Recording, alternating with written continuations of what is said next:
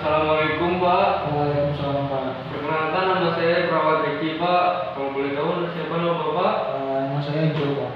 Boleh Pak, gimana kabarnya hari ini Pak? Apakah sudah mulai membaik? Alhamdulillah sudah mulai membaik Pak. Alhamdulillah Pak. Baik Pak, tujuan saya di sini akan melakukan pemeriksaan fisik sistem pernapasan Bapak. Itu bertujuan untuk mengecek ada atau tidaknya masalah pada sistem pernapasan Bapak.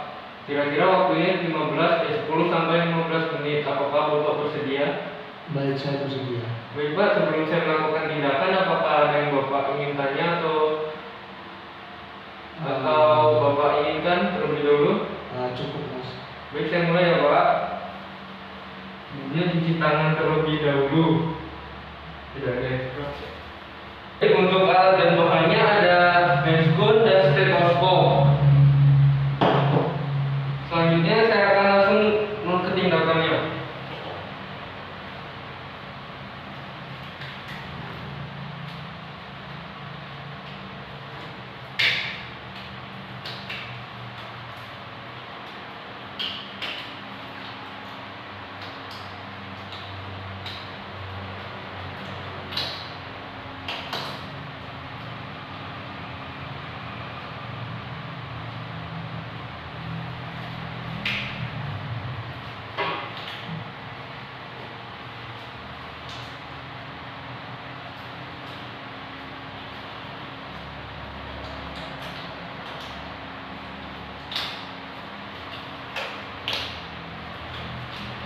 Untuk tahap pemeriksaannya ada 4 tahapan. Yang pertama inspeksi atau melihat, yang kedua palpasi meraba, yang ketiga perkusi atau mengetuk, dan yang keempat auskultasi mendengar. Yang pertama saya akan mengecek inspeksi. Untuk yang pertama saya akan melihat warna kulit dan bibir, apakah terdapat sianosis atau kebiruan.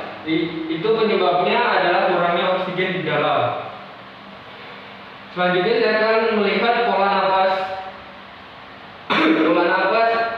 pasien, apakah terengah-engah dan apakah memakai cuping hidung. Selanjutnya saya akan memeriksa dinding dada atau toraks, apakah terjadi perbedaan antara kiri dan kanan. Selanjutnya saya akan memeriksa rasio pernapasan saat melakukan ekspirasi dan inspirasi, apakah terjadi perbedaan yang signifikan antara kiri dan kanan. Jika tidak ada, selanjutnya yang kedua saya akan melakukan tindakan palpasi, yaitu yang pertama letakkan kedua tangan pada dada pasien. Minta pasien untuk menarik nafas. Bapak tarik nafas Pak. Keluarkan. Tarik nafas lagi Pak. Keluarkan. Setelah diperiksa, saat melakukan ekspirasi dan ekspirasi, saat melakukan kembang kempis pada bagian dada antara kiri dan kanan tidak terjadi perbedaan. Selanjutnya minta pasien untuk duduk. Maaf Pak, boleh duduk Pak. Setelah pasien duduk, kita kembali lagi ke tahap inspeksi. Kenapa kita kembali lagi ke tahap inspeksi? Tidak langsung saja, supaya tidak terjadi gerakan 2 kali, yaitu duduk berbaring.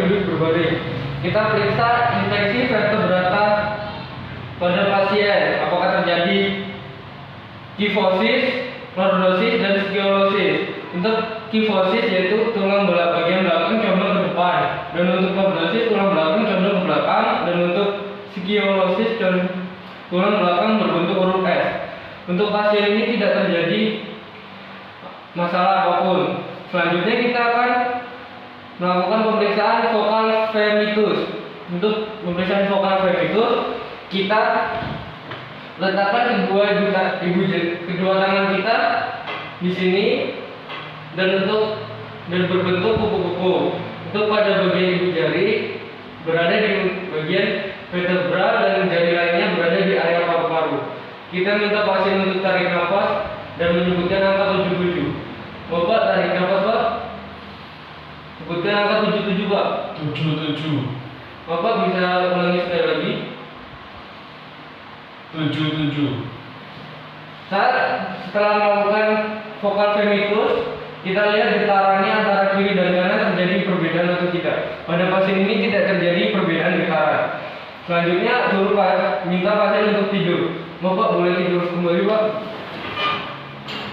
Yang ketiga pemeriksaan perkusi. Yang untuk pertama kita Untuk suara normal pada bagian paru-paru yaitu sonor atau resonan. Selanjutnya pada bagian yang lebih padat sedikit yaitu adalah suara peka atau peka.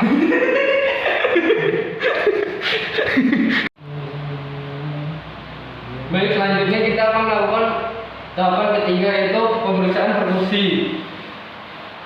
Yang pertama kita akan melihat lapang dada, yaitu normalnya suara pada paru-paru yaitu sonor atau resonan, dan pada bagian yang lebih padat lagi yaitu suara peka. Dan juga di lapang paru-paru ini tidak hanya terdapat paru-paru, yaitu terdapat maksud saya lapang dada, tidak terdapat hanya paru-paru, yaitu terdapat juga jantung pada bagian kiri dan hati pada bagian kanan bawah. Selanjutnya pada pemeriksaan kardiovaskuler bisa dilihat juga untuk pemeriksaan interkostalnya bisa dimulai dari interkostal 2, interkostal 3, interkostal 2 kiri dan interkostal 3 kiri, interkostal 4 dan interkostal 5. Itu tadi adalah area jantung atau kardiovaskuler. Selanjutnya kita akan melakukan perkusi, yaitu kita menggunakan palang penghalang atau palang itu sebagai alat dasar. Kita lakukan perkusi pada interkostal 1, 2, dan 3. Pada bagian 1 interkostal 1, 2, dan 3 itu terdapat suara sonor. Dan selanjutnya interkostal 4 dan 5 sudah masuk ke area peka, tandanya itu sudah masuk ke area jantung. Dan untuk pada bagian kiri antara interkostal 4 dan 5 itu sudah pada area hati, tandanya itu sudah puncak dari area hati. Nah, jika terdapat perbedaan suara atau perubahan suara dari area paru-paru yang pertama sonor berubah menjadi peka, itu tandanya bisa merupakan tanda dari masalah, yaitu masalahnya bisa terjadi efusi dan hemotoraks. Karena suara sonor berubah menjadi peka pada area paru-paru. Selanjutnya kita masuk ke tahapan keempat yaitu auskultasi. Saat auskultasi kita membutuhkan alat yaitu stetoskop. Dan untuk sebelum kita melakukan auskultasi, kita lihat dulu area mana saja yang akan kita lakukan auskultasi. Pada bagian pertama kita bagian vaskuler kanan dan kiri. Selanjutnya bronkus dan trakea. Normalnya saat melakukan pada bagian vaskuler akan dibarengi dengan ekspirasi dan ekspirasi vaskuler kanan dan kiri.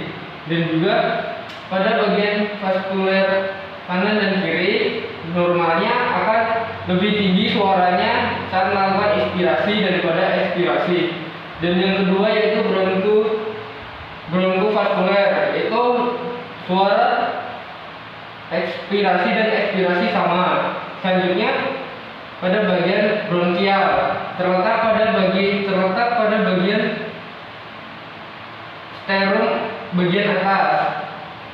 Itu suara ekspirasi lebih tinggi dari ekspirasi. Dan selanjutnya bagian trakeal, yaitu suara inspirasi dan ekspirasi sama. Langsung saja kita lihat, kita dengarkan pada bagian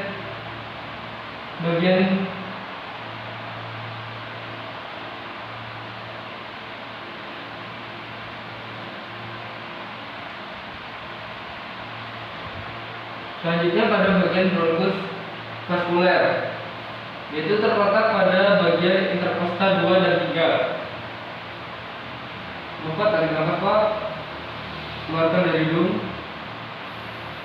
Tarik nafas Pak, keluarkan dari mulut. Lagi Pak, tarik nafas Pak, keluarkan dari mulut. Selanjutnya pada bagian bronkial. Bapak tarik nafas Pak, keluarkan dari mulut. Tarik nafas Pak. Selanjutnya pada bagian trakeal. Tarik nafas Pak.